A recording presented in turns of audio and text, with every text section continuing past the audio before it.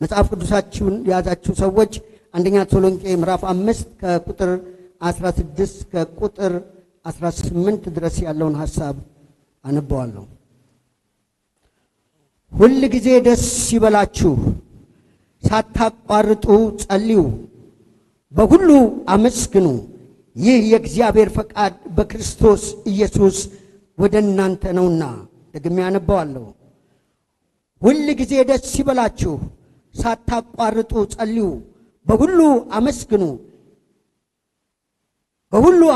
ይህ የእግዚአብሔር ፈቃድ በክርስቶስ ኢየሱስ ወደ እናንተ ነውና ይላል። እግዚአብሔር አምላክ የተመሰገነ ይሁን።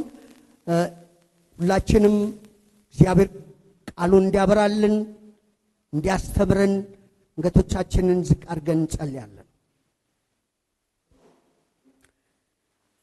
ቅዱስና ዘላለማዊ የሆንክ እግዚአብሔር አምላካችንና አባታችን በጌታ በኢየሱስ ክርስቶስ ቅዱስ ስም ስለ ሁሉም ነገር እጅግ አድርገን እናመሰግንሃለን።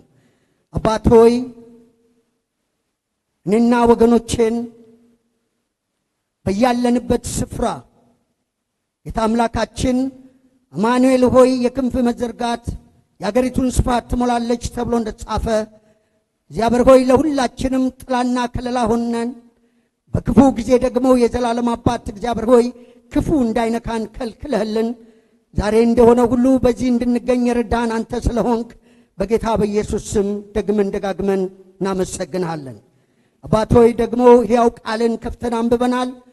በሕያው ቃል ደግሞ ያለውን መንፈስ ጌታ እግዚአብሔር ሆይ ደግሞም ጌታችን መድኃኒታችን ኢየሱስ ክርስቶስ ሲናገር እኔ የምነግራችሁ ቃል ሕይወትና መንፈስ ነው ብሎ እንዳለ ቃል ጌታ እግዚአብሔር ሆይ በመንፈስ ቅዱስ ወደ ውስጣችን ሲገባ ለዋጭ ነው።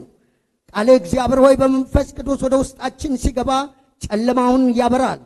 ጌታ አምላካችን ቃል ወደ ውስጣችን ደግሞ ሲገባ የተጣመመውን ያቀናልና ዛሬ መንፈስ ቅዱስ ቃል ወደ ውስጣችን ገብቶ 60ና 100 ፍሬ እንዲያፈራ በጌታ በኢየሱስ ስም ጸልያለሁ።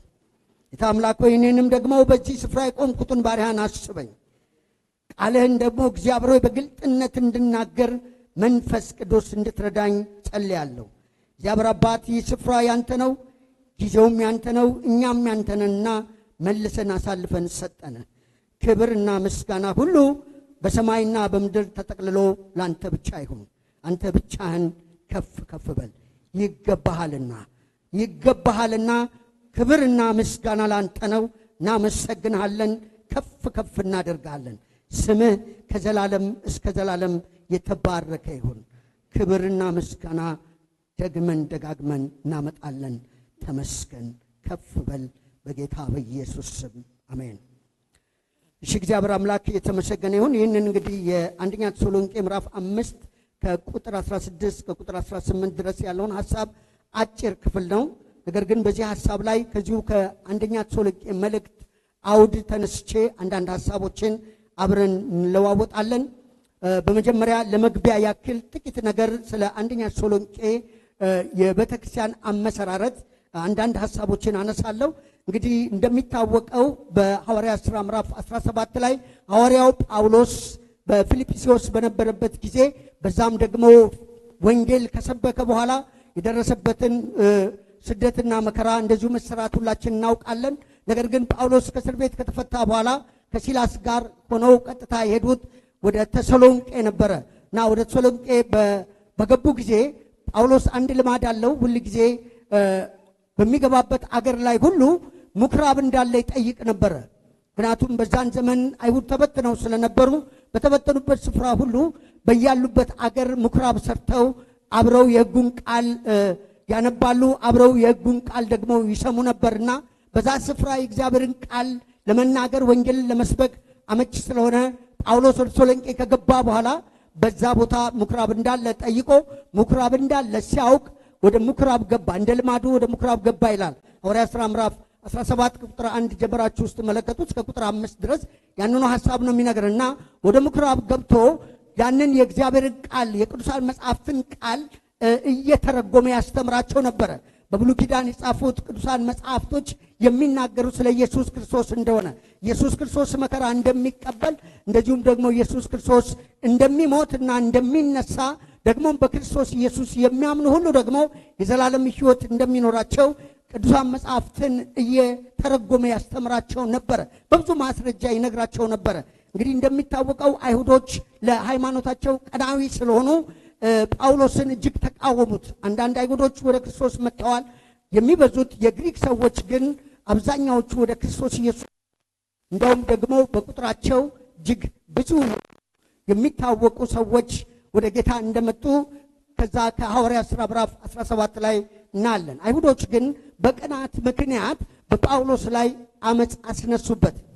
ጳውሎስ የሚሰብከውን ወንጌል ተቃውመው በዛ ከተማ የነበሩትን አንዳንድ አመፀኛ የሆኑትን ወይም ደግሞ የሚረብሹ ሰዎችን ሰብስበው ጳውሎስ ላይ አመፅን አስነሱ። ጳውሎስና ሲላስን ለመያዝ ወዳረፉበት ስፍራ ሄዱባቸው። ነገር ግን ጳውሎስና ሲላስ በዛን ጊዜ የተሰሎንቄ አማኞች ወጥተው እንደሄዱ ወደ በሪያ ወጥተው ሄደው ነበር፣ አላገኟቸውም። ነገር ግን በእንግድነት የተቀበላቸውን ሰው ይዘው ከሱም ጋር የነበሩትን ሰዎች ጎትተው አመጡ፣ ወደ ነገሥታት አቀረቧቸው።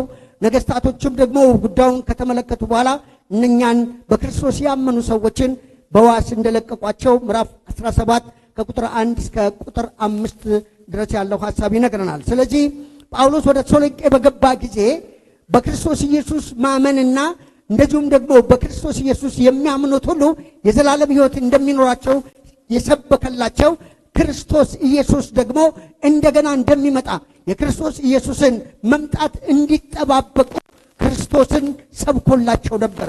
ስለዚህ ከመዳን እስከ ክርስቶስ ኢየሱስ ምጽአት አጭር በሆነው ጊዜ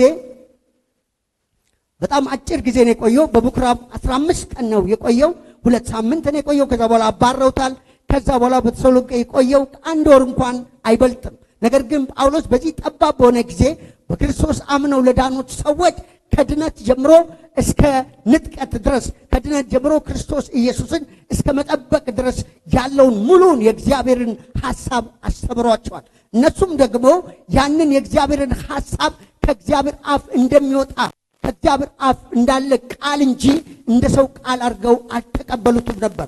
ሙሉ ለሙሉ ያንን የእግዚአብሔርን ሐሳብ የእግዚአብሔርን ወንጌል ተቀብለው የተሰሎንቄ ሰዎች በክርስቶስ ኢየሱስ አምነው ማመን ብቻ አይደለም፣ በክርስቶስ ኢየሱስ ያለውን ሕይወትም ደግሞ በእነሱ ይታይ እንደነበረ በአካባቢያቸው ላይ ብቻ ሳይሆን በክርስቶስ ኢየሱስ አምነው በክርስቶስ ኢየሱስ ያለውን ሕይወት የገለጡ ሰዎች እንደሆነ ጳውሎስ ራሱ መስክሮላቸዋል። ይህን መልእክት ግን የጻፈላቸው ምክንያት አለው። ጳውሎስ በወጣበት ጊዜ እንግዲህ እንደሚታወቀው በስደትና እንደዚሁም ደግሞ በመከራ ውስጥ ሆኖ ስለነበረ የተሰሎንቄም ሰዎች ይህንኑ መከራ ተቀብለዋል። እሱ ከአይሁድ ነው መከራውን የተቀበለው። የተሰሎንቄ ሰዎች ደግሞ ከገዛ ሕዝባቸው መከራን እየተቀበሉ ናቸው። በዚህ ሁኔታ ነው እንግዲህ ጥሏቸው የሄደ። ስለዚህ ጥሏቸው ከሄደ በኋላ ጳውሎስ ስለ ተሰሎንቄ ሰዎች እጅግ ያስብ ነበር፣ ይጨነቅላቸውም ነበረ። እነኚህ ሰዎች ምን ሆነው እንደሆነ ስላላወቀ ያስብላቸው ነበረ።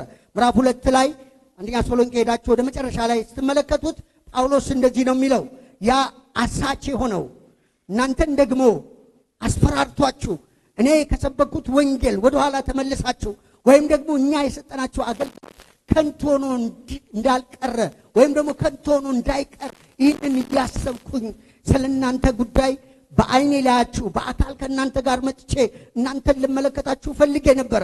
ነገር ግን ሰይጣን አዘገየኝ አለ። ቢሆንም ግን ምዕራፍ 3 ላይ ሄዳችሁ በምትመለከቱበት ጊዜ ጳውሎስ ታማኝ የሆነውን የወንጌል አገልጋይ ከእሱ ጋር ረዳት የሆነውን ጢሞቴዎስን ወደ ተሰሎንቄ ላከው። ጢሞቴዎስ ምንም እንኳ በተሰሎንቄ ያለው ነገር ጥሩ ባይሆንም ነገር ግን ጢሞቴዎስ እውነተኛ መልእክተኛ ነበረ። በእንደዛ አስቸጋሪ ሁኔታ የተሰሎንቄን ሰዎች ሁኔታ ለማየት ጢሞቴዎስ ወደ ተሰሎንቄ ውስጥ ገባ። ጳውሎስ እንግዲህ ሰይጣን ወይም ደግሞ አሳች የሆነው እርሱ እነዚህን ሰዎች አስጨንቋቸው፣ አዳዲስ አማኞች እንደመሆናቸው መጠን አስጨንቋቸው ከወንጌል ወደኋላ ብለው እንደሆነና ጳውሎስ ደግሞ ያገለገለው አገልግሎት በመከራ ውስጥ ሆኖ ያገለገላቸው አገልግሎት ኮንቱ ሆኖ ቀርቷል የሚል ስጋት ስለነበረው ጢሞቴዎስ ገብቶ ሲመለከት ግን እነኚህ ሰዎች እርስ በርሳቸው እየተገላገሉ፣ ምክንያቱም የእነኚህ ሰዎች አገልግሎት ወገኖቼ 1 ወር የማይሞላ ጊዜ ውስጥ ነው። ነገር ግን እነዚህ ሰዎች በ1 ወር በማይሞላ ጊዜ ውስጥ የእግዚአብሔርን ቃል ይቀበሉ የነበሩት ከእግዚአብሔር አፍ እንደሚወጣ ነው፣ እንደ ሰው ቃል አልነበረም። ስለዚህ ሰርቶባቸዋል፣ ለውጧቸዋል። ማንነታቸው ተቀይሯል። ከጣዖት አምልኮ ዘወር ብለዋል። ደግሞ ወገኖች የሚገርመው ነገር እግዚአብሔርንም ለማገልገል ተዘጋጅተዋል። በዛ ላይ ክርስቶስ ኢየሱስን እንደገና ደግሞ ኢየሱስ ክርስቶስ ሲመጣ እርሱን ለመቀበል የተዘጋጁ ሰዎች ናቸው። ትክክለኛ ድነትን ያሟሉ ሰዎች ናቸው። ከጣዖት አምልኮ ዞር ብለዋል። ከዛ ቀደም ከነበራቸው ተግባር ሙሉ ለሙሉ ቀኝ ኋላ ዙር አድርገዋል፣ ተለውጠዋል። ከዛም በላይ ደግሞ እግዚአብሔርን እያገለገሉ ናቸው። እንደገናም ኢየሱስ ክርስቶስን እየተጠባበቁ ናቸው። ይሄ አይነት ህይወት ውስጥ ሆነው ነው ጢሞቴዎስ ያገኛቸው። ስለዚህ ለጳውሎስ ሲነግረው የምስራች ስለሆነ ጳውሎስ እጅግ በጣም ደስ ብሎታል። እንግዲህ በዚህ ሁኔታ ውስጥ እያሉ አንዳንድ ችግሮች ነበሩባቸው፣ አንዳንድ ጥያቄዎች ነበሩባቸው። እንደሚታወቀው ወገኖቼ በዚሁ በአንደኛ ተሰሎንቄ ምዕራፍ 4 ላይ ሄዳችሁ በምታዩበት ጊዜ ቁጥር 13 ጀምሮ እንደዚህ ይላል። ነገር ግን ወንድሞቼ ተስፋ እንደሌላቸው እንደሌሎቹ ደግሞ እንዳታዝኑ አንቀላፍተው ስላሉት ታውቁ ዘንድ እወዳለሁ። ኢየሱስ እንደሞተና እንደተነሳ ካመንን እንዲሁም በኢየሱስ ያንቀላፉት እግዚአብሔር ከሱ ጋር ያመጣቸዋልና ይላል። እንግዲህ የተሰሎንቄ ሌላው ችግራቸው ጢሞቴዎስ ያገኘው ችግር ምንድነው? በህይወት የሌሉ በጌታ አምነው ወደ ጌታ የሄዱ አንዳንድ ወንድሞችና እህቶች ነበሩ እና ተጨንቀው ነበር። አንዳንድ ሰዎች የተናገሯቸው ነገር ምንድነው? በህይወት ያሉት ብቻ ነው ወደ ክርስቶስ ኢየሱስ መነጠቅ የሚችሉት። ክርስቶስ በመጣ ጊዜ በህይወት ያሉት ብቻ ናቸው የሚነጠቁት የሚል ነገር ስለሰሙ ተጨንቀዋል። እነዚህ በክርስቶስ አምነው የሞቱ ወንድሞቻችንና እህቶቻችን ፍጻሜያቸው ምንድነው? በዛ ላይ በዛን ዘመን ሞት የመጨረሻ ነገር ተደርጎ ነው የሚታሰበው። ሞት ማለት በቃ የመጨረሻ ነገር እንደሆነ አድርገው ነው የሚያስቡት። ነገር ግን ጳውሎስ ለጢሞቴዎስ ሰዎች የተጨነቃችሁበት ጉዳይ ዋናው የአንደኛ ጢሞቴዎስ መልእክት ማዕከል ይሄ ነው። አሁን ቅድም ያነበብኩላችሁ ክፍል ነው። ወንድሞች ሆይ አንቀላፍተው ስላሉት ሰዎች ሳታውቁ እንድትቀሩ አንፈልግም። እኛ በህይወት ያለን የሞቱትን ወይም ያንቀላፉትን አንቀድምም። ባይዘው ያንቀላፉ ብሎ የሚለው የክርስቲያን ሞት እንቅልፍ እንጂ ሞት አይደለም። ምክንያቱም እኛ ሞት ፍጻሜያችን አይደለም።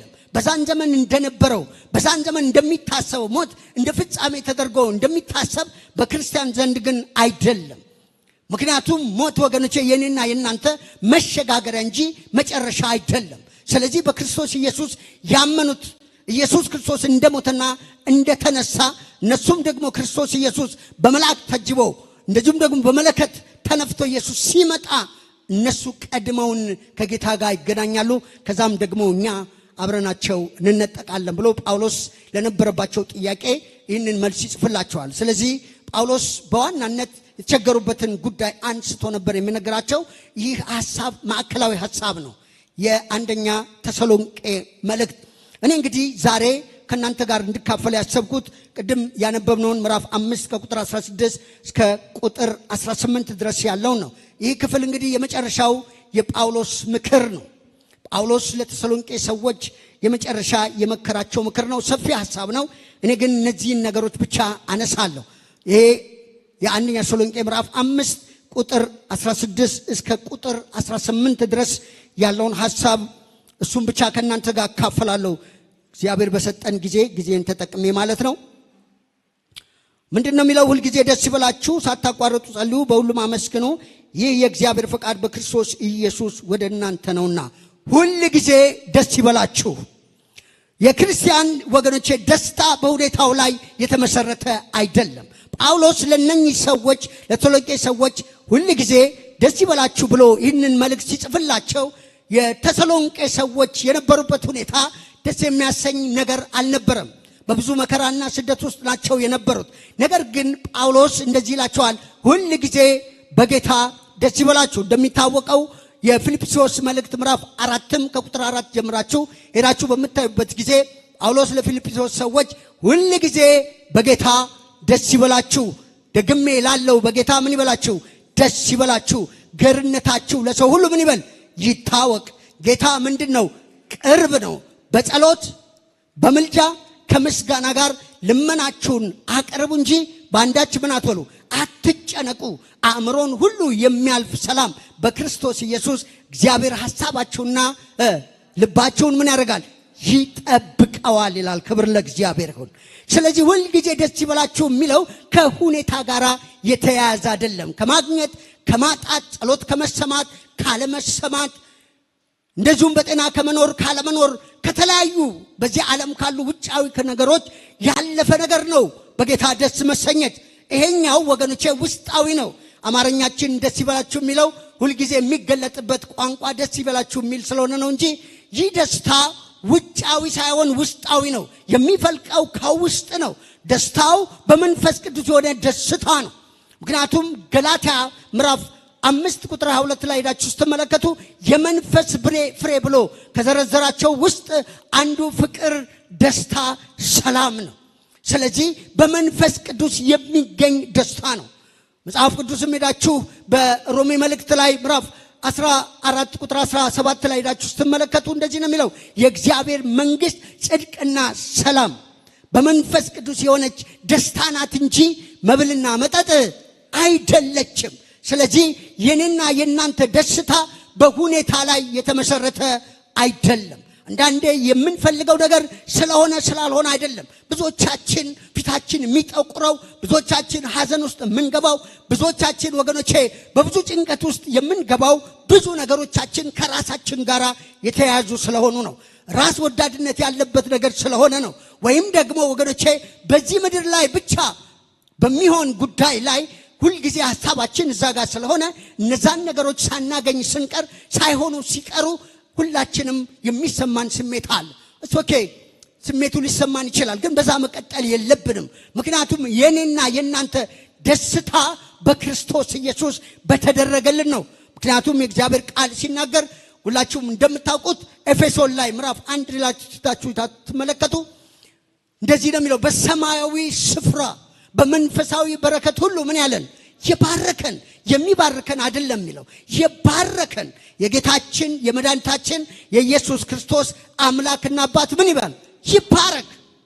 አሁን እኔና እናንተ ወገኖቼ ሁላችንም በየደረጃችን የሚያስፈልገን ነገር አለ።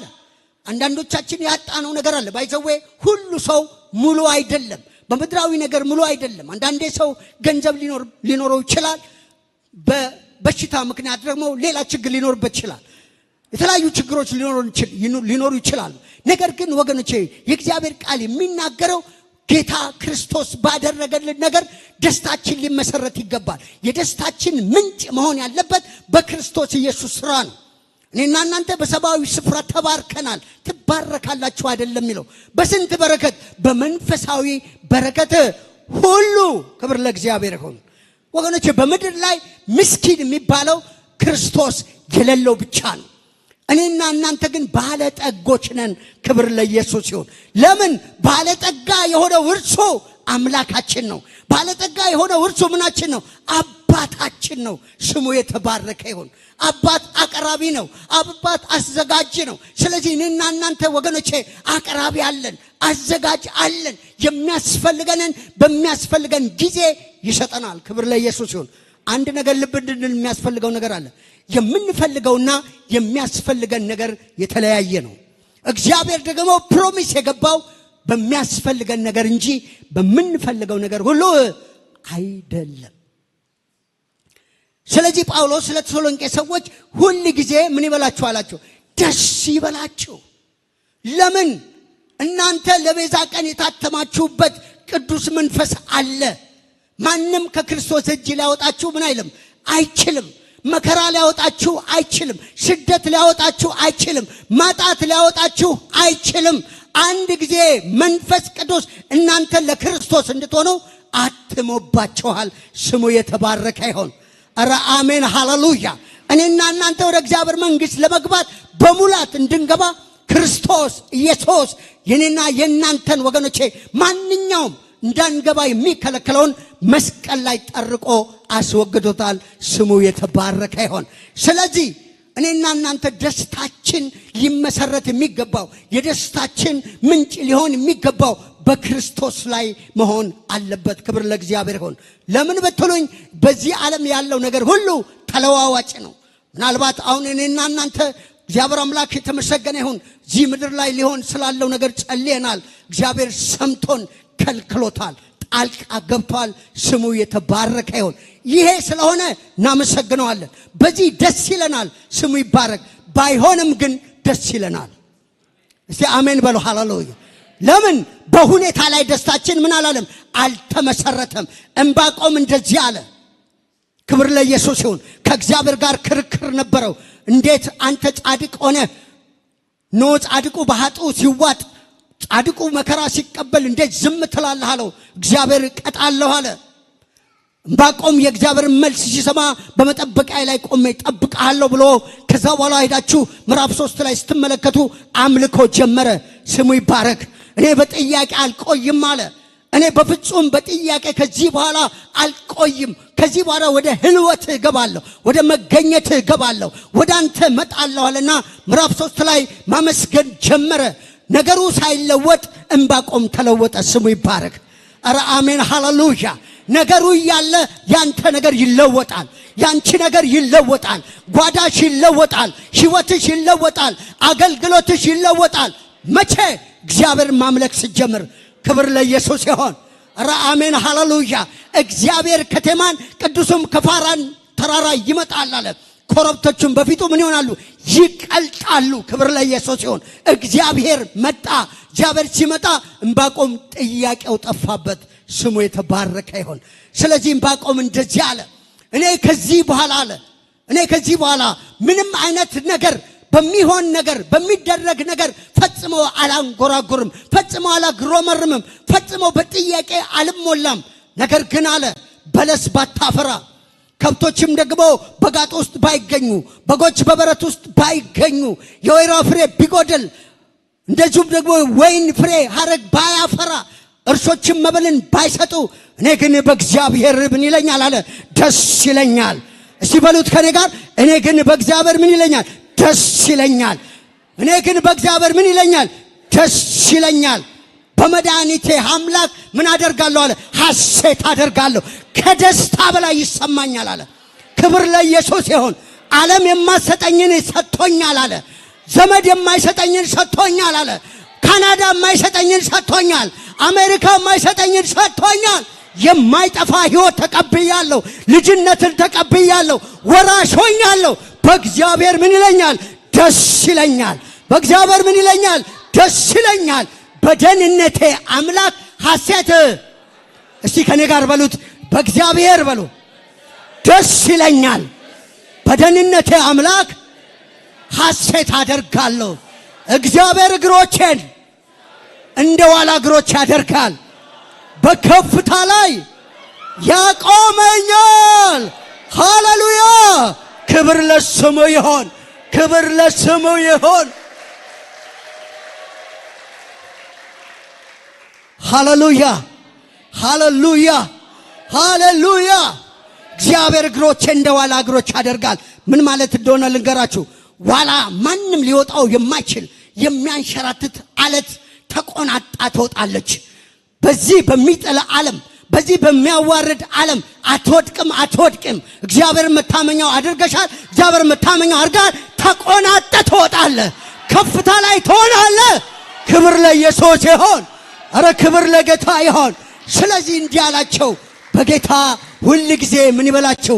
ደስ ይበላችሁ። አጠገብ ያለውን ወንድም እህት እንደዚህ በለው፣ ዞር ብለና አንተ ራስህ ደስ እንዳለ ሆነ፣ ፊትን አኮሳትራ አይደለም፣ ደስ እንዳለ ሆነ በጌታ ደስ ይበልህ በለው። ጌታ ቅርብ ነው በለው። ጌታ ቅርብ ነው በለው። ጸሎትን ይሰማል። በአንተ ጉዳይ ጣልቃ ይገባል። ያንተን ነገር ያዘጋጃል።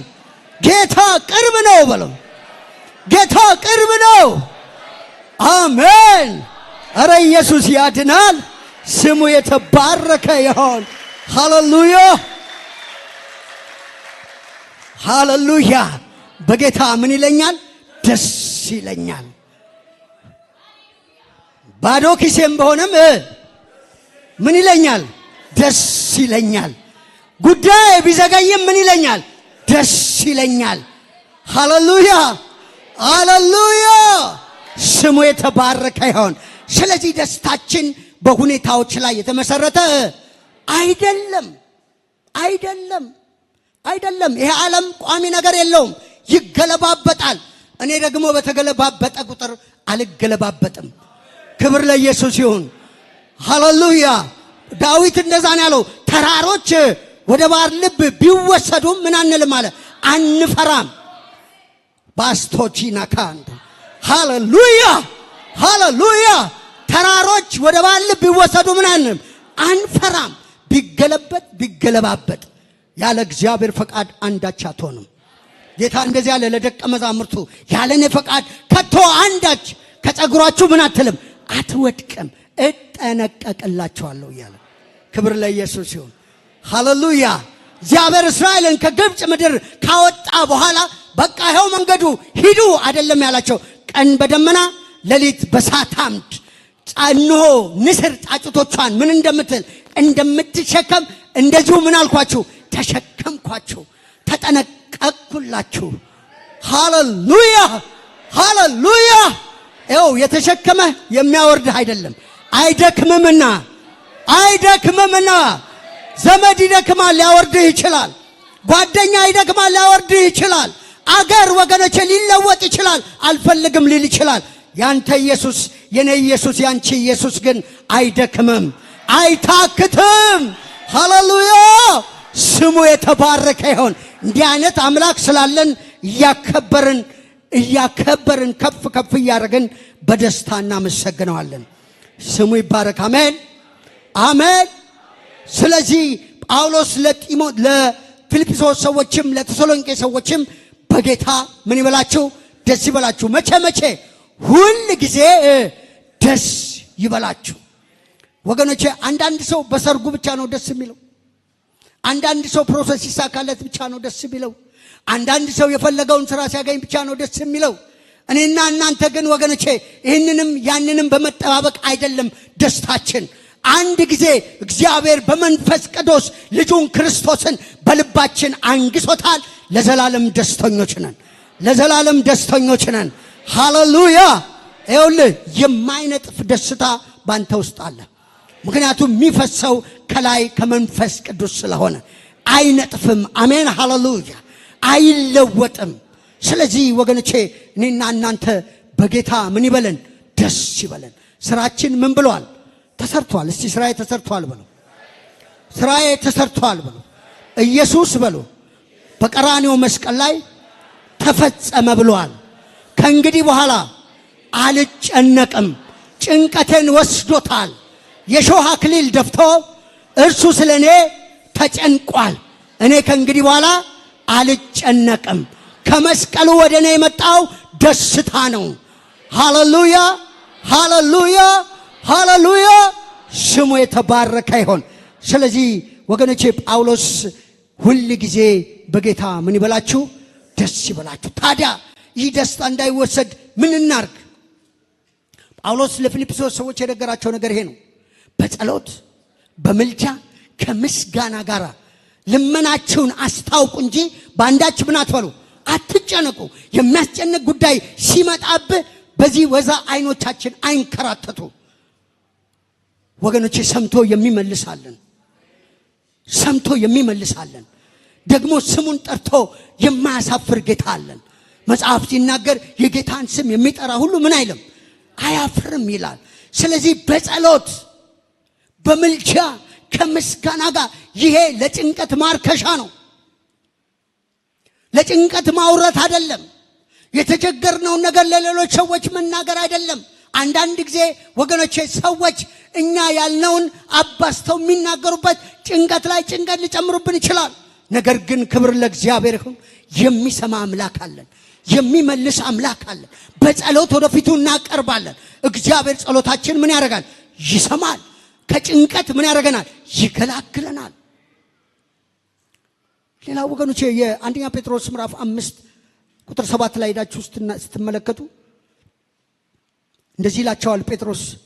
ቁጥር 6 ላይ ጀምራችሁ በጊዜው ከፍ እንዲያደርጋችሁ ከኃይለኛው ከእግዚአብሔር እጅ በታች ራሳችሁን ምን አድርጉ? አዋርዱ።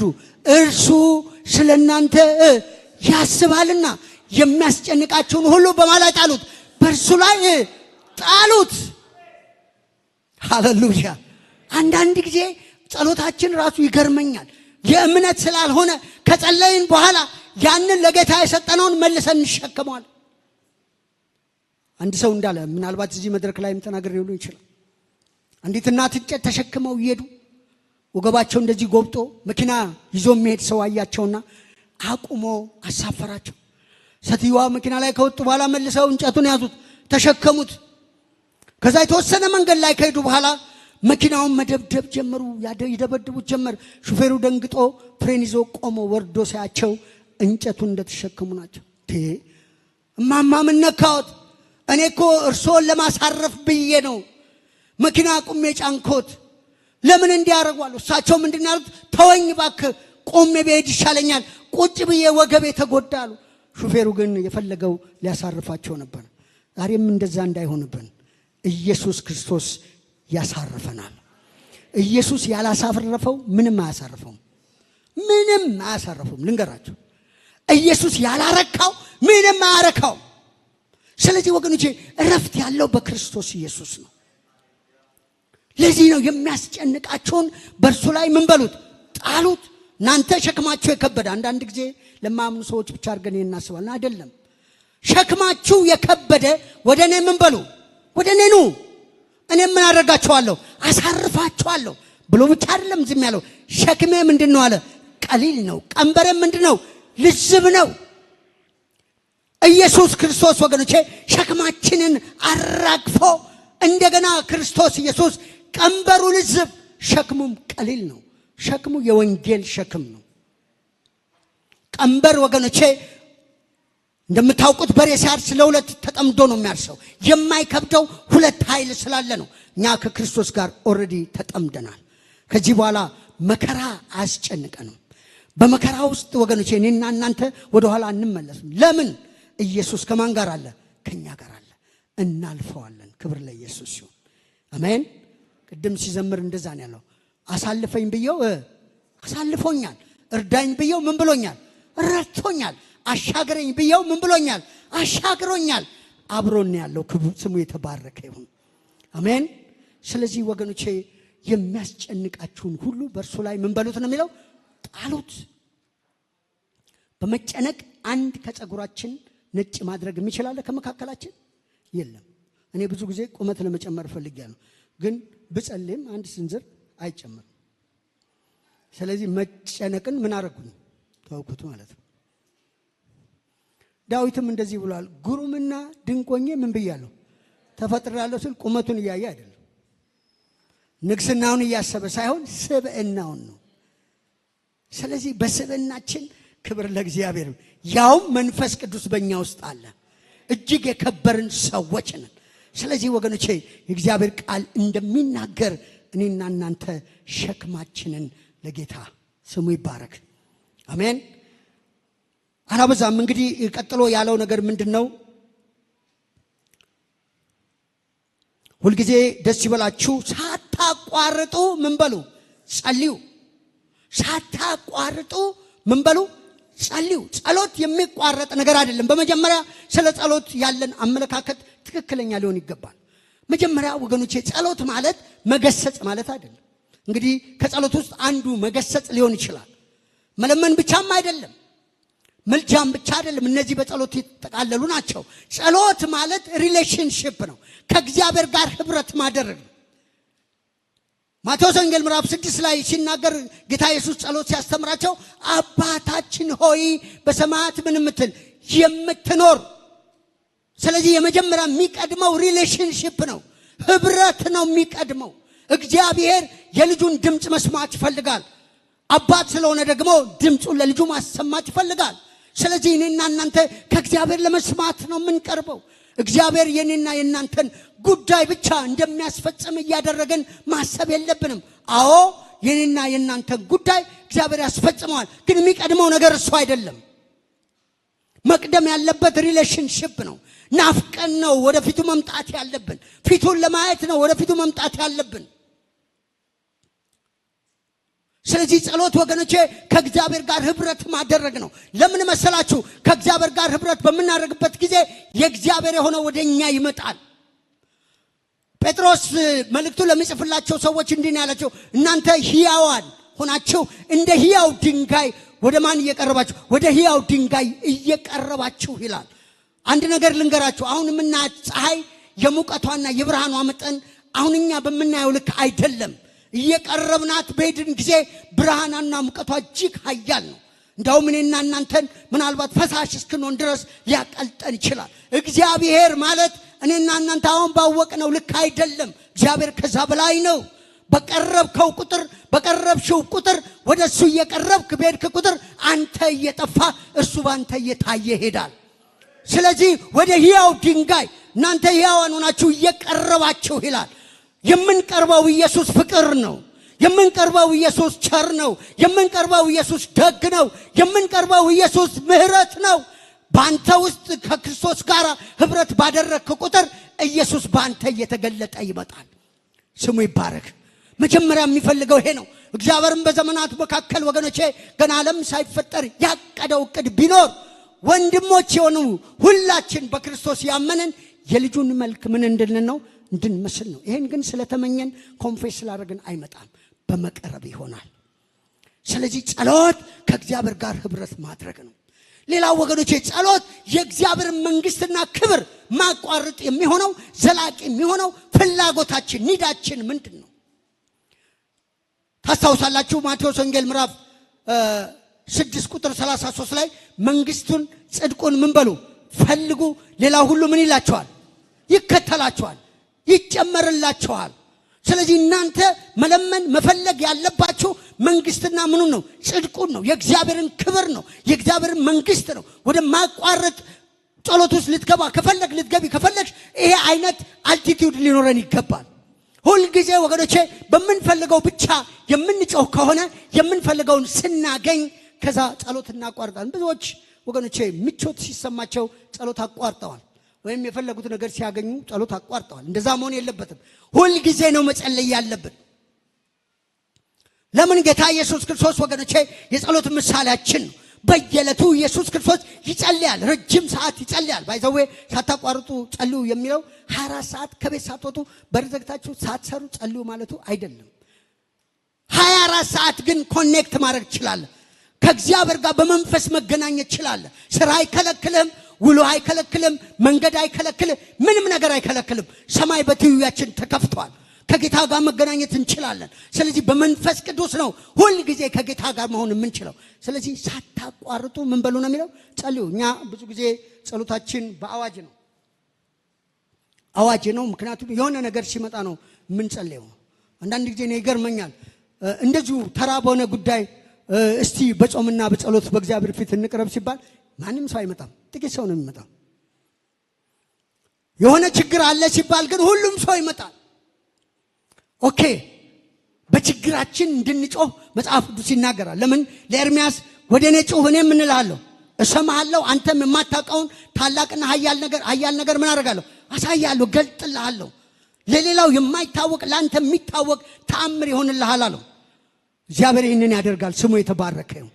ነገር ግን ወገኖቼ እኔና እናንተ ወደማያቋርጥ ጸሎት እንድንገባ ካስፈለገ የእግዚአብሔር መንግስትና ክብር የምንጠማ መሆን አለብን።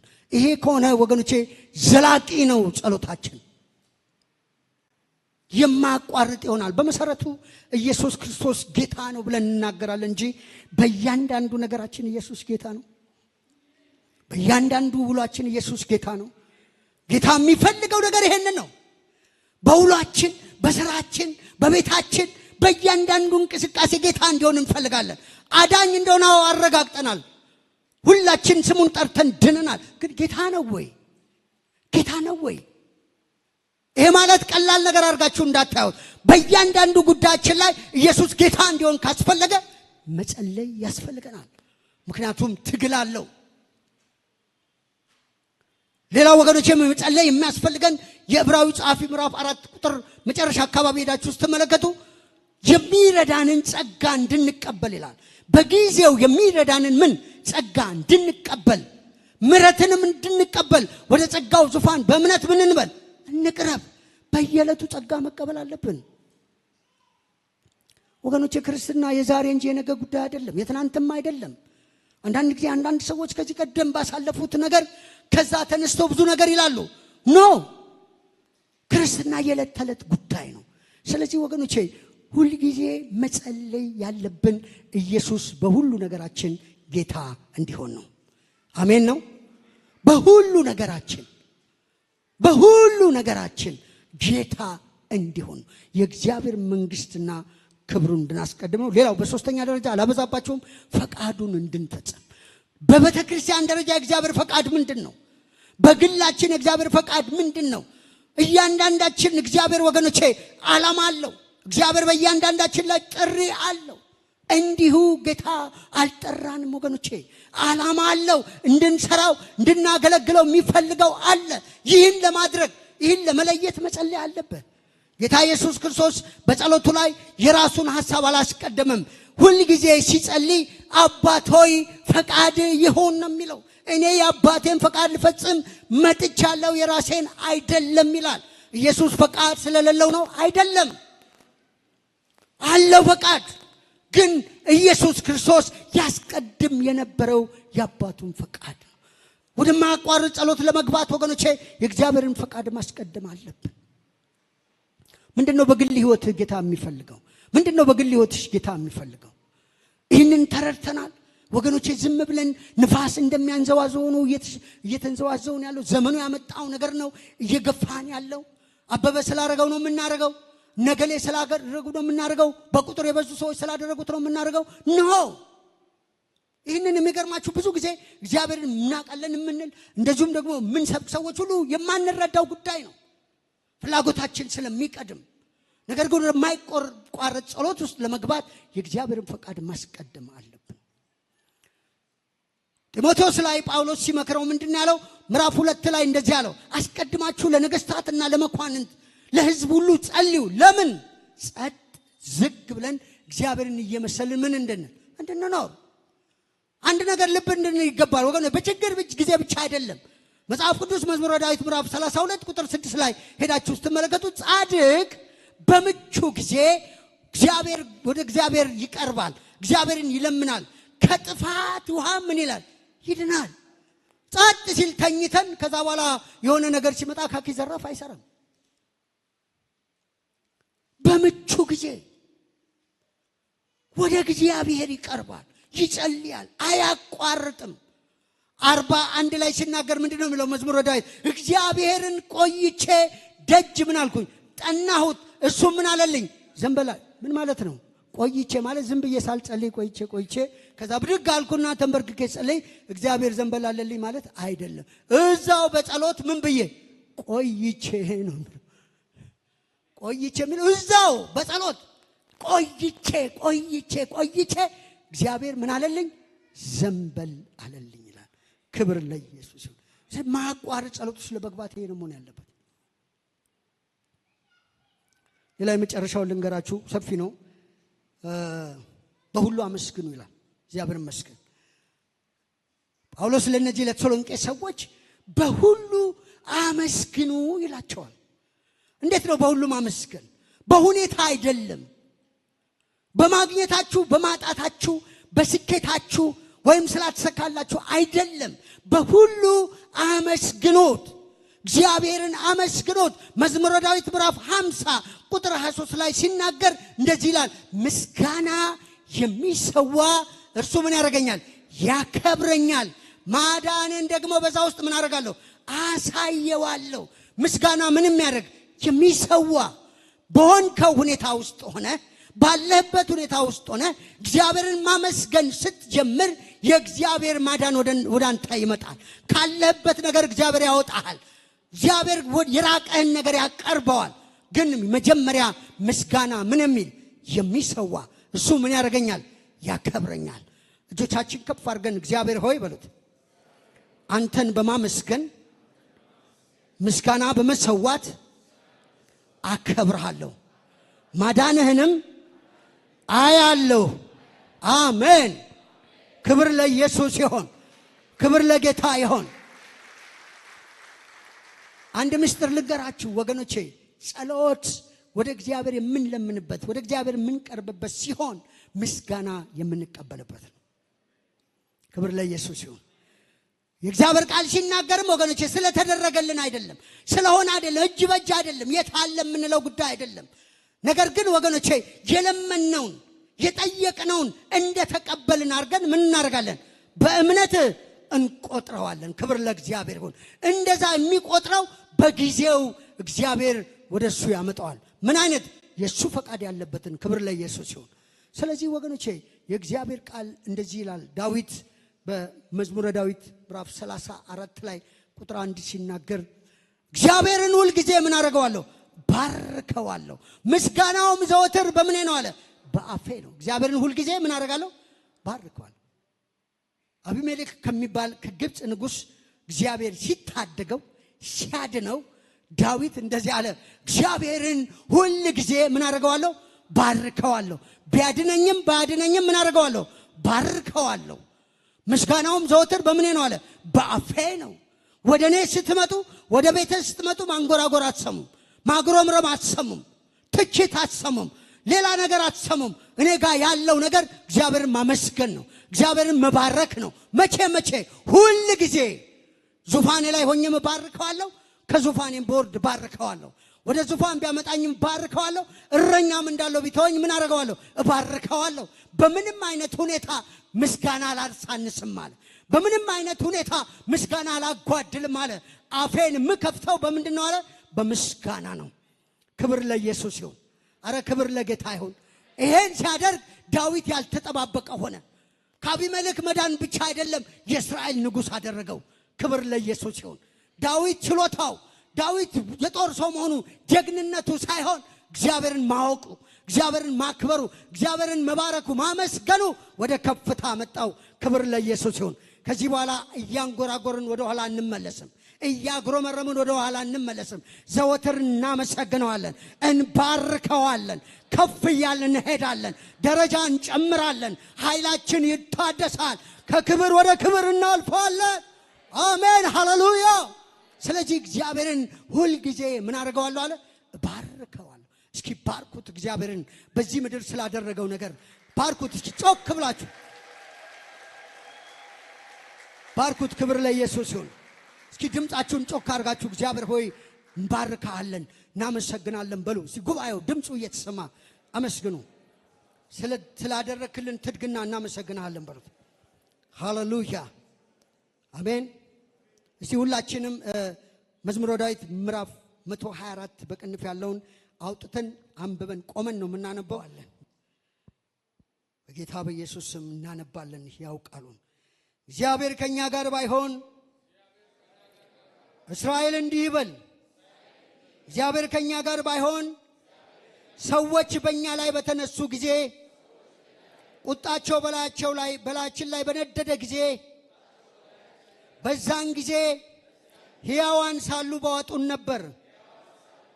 በዛን ጊዜ ውሃ ባሰጠመን ነበረ፣ በነፍሳችንም ላይ ፈሳሽ ባለፈ ነበረ። በዛን ጊዜ የጎርፍ ውሃ በነፍሳችን ላይ ባለፈ ነበረ። ለጥርሳቸው ንክሻ ያላደረገን እግዚአብሔር ይባረክ፣ እግዚአብሔር ይባረክ፣ እግዚአብሔር ይባረክ። ነፍሳችን እንደ ወፍ ከአዳኞች ወጥመድ አመለጠች።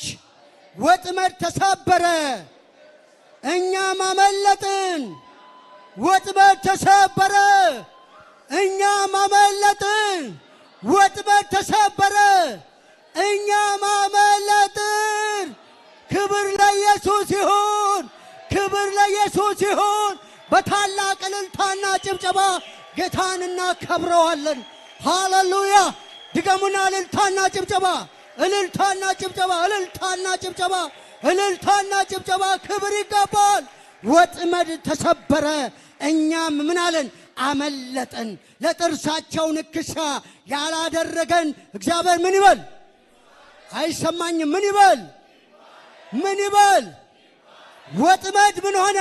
ተሰበረ። እኛም ምን ሆንን? አመለጥን። ክብር ለኢየሱስ ይሆን። አረ ክብር ለኢየሱስ ይሆን።